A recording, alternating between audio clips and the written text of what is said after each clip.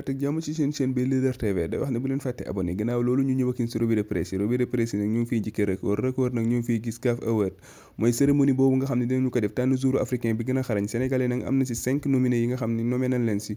comme ki nga xam ne mooy Kalidou Koulibaly Edouard Mendy Sadio Mané Nampalys Mendy ak Saliou Ciss ba tey ñu ngi siy lire ci journal bi ba tey Aliou Cissé mii nga xam ne boole nañ ko ci coach yi nga xam ne ñoom nañu war a tànn coach yi nga xam ne ñoo gën a xarañ ci at mi ba tey ñu ngi fay gis Pape Makhtar Sarr moom mi nga xam ne boole nañ ko ci jeune joueurs yi nga xam ne ñoom nañu war a tànn nga xam ne jeunes yi joueurs yi gën a xarañ ci at mi ci la bokk. gannaaw record ñu ñëw ak yéen ci suñu làmb nag ñu ngi fay gis sele bu ndaw kooku nga xam ne ñoon ko gën a xam ci turu Ama Baldé diggante ma combat am ak Bombardier ñoo war a bëree combat boobu nag ñoo ngi laajte ndax dina am wala du am ak combat boobu kan moo koy taxawal. suñu làmb ñu ñëw ak yéen ak stade nag ñoo ngi fi fekk la razzia du Sénégal se présiste mooy Sénégal gi mën na raafal lépp gannaaw bi nga xamee ni cérémonie CAF Award boobu ñuy def jour africain bi gën a xarañ nga xam ne foofu nañ koy tànn ci cérémonie boobu Sénégal am na ci juróomi jour amaat ci tamit coach bi nga xam ne bokk na ci coach yi gën a xarañ ci at mi foofu nañ koy tànne moom ba tey